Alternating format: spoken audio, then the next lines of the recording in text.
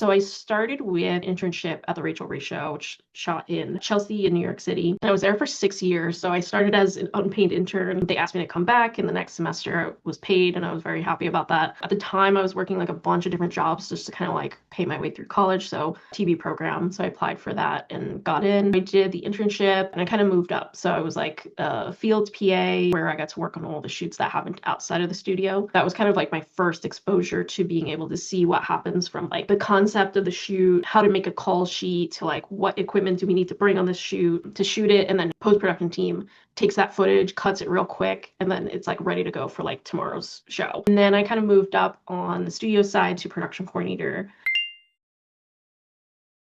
As a coordinator in physical production, what my job is to kind of like branch and be a liaison between the production companies who are producing the TV shows and the network, and like the level of standards and procedures and also resources that we can provide to the production companies. We are kind of like that first step when a show gets greenlit.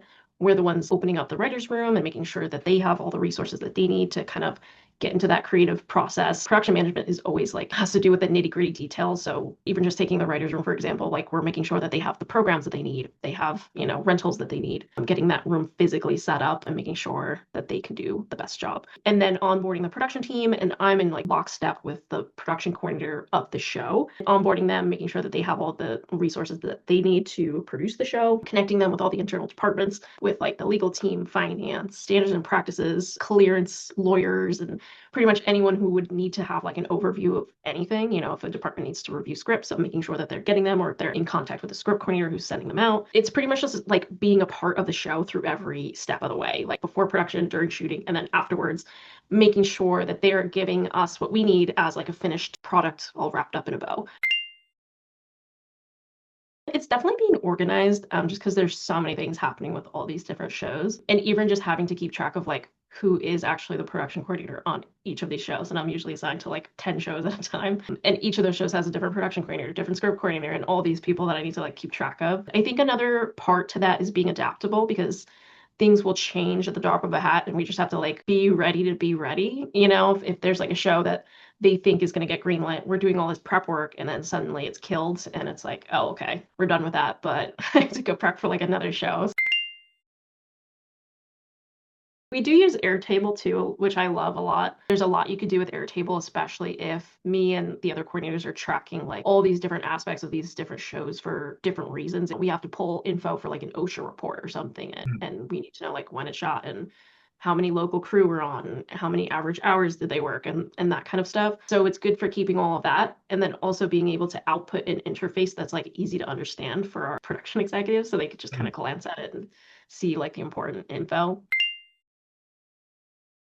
I do think it is, because I can see myself kind of moving up where I am into that kind of production executive role. I love working with budgets. It's almost like a giant puzzle. You have to like, be able to pull apart and put back together. But I also really like the aspect of production management where you're working with a lot of different teams and a lot of different people. I kind of originally was more interested in post-production. And then once I had an internship, I kind of realized, and no offense to post-production, but I just realized I didn't want to sit in a room for like 12 to 14 hours and staring at a computer screen. I liked being out and about and on set. So I really do like the different production teams and getting to know them and developing those relationships. I definitely like the mix of both, where it's like production management, but I can also kind of be like a project manager, which I really enjoy. It's kind of like I get to go to set, but I don't need to work from set.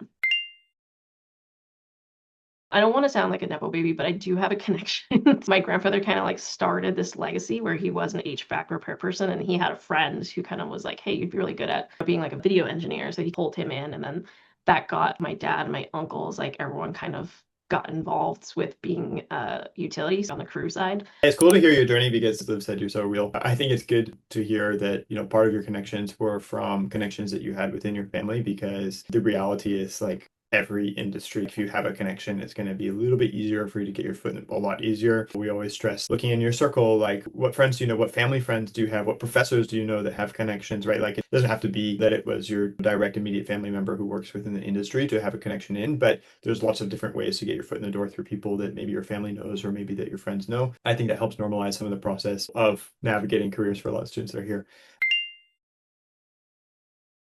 Something that I tried to take advantage of my mentors along the way is making it known what I'm interested in so that they could help me connect the dots with different people on the production, on the set, or in the company. If I'm interested in sitting with an editor for a day, I was able to ask for that and make it known that I was interested in that. I didn't end up going into post-production, but to ask questions was like super valuable. I think being curious is like That's a good one. a big thing. Yeah, that's a really good one. I think that a lack of curiosity for a lot of juniors comes from a lot of different places. I think one of them is just insecurity about preparedness for a role and for a particular company, or uncertainty about that career path for them as they're trying to fill out different jobs and things like that. And I think that in order to combat that, a lot of people end up trying to be too confident within the role, be like, oh, I know what I'm doing here, I'm going to do well. But I think that's actually can be a mistake. It's good to have some confidence, but at the end of the day, everybody expects a junior level role, or actually any level role, really, to be curious and learning and open about taking in different perspectives and about learning different softwares and people and processes. And the more you are that way, the more quickly you'll grow to like the role or know the role. And I think senior managers know that. So when they see that, like, oh, you're asking questions and you're curious and you're having this interested desire to learn, they want to feed into it. And so you end up growing your career a little bit faster.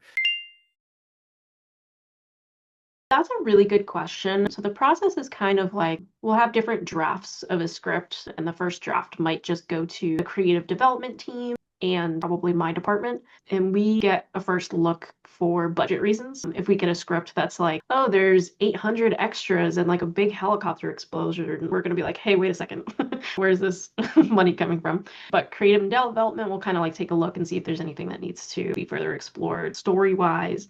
And then the next draft will go to like our legal teams and clearance teams and standards and practices.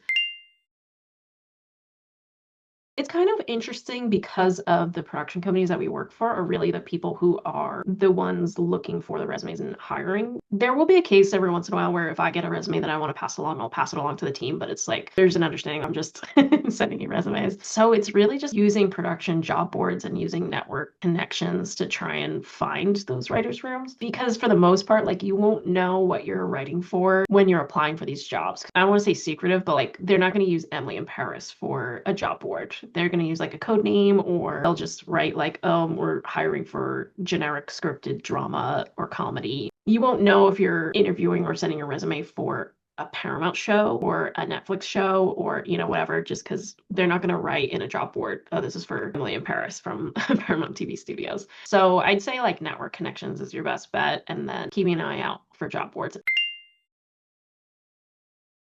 I know when I was looking for jobs and hiring, I used Staff Me Up and Mandy and even like Facebook, which sounds so antiquated, but there's a lot of community Facebook production groups, especially for like low budget or commercial, if you're looking to just get your foot in to get some set experience.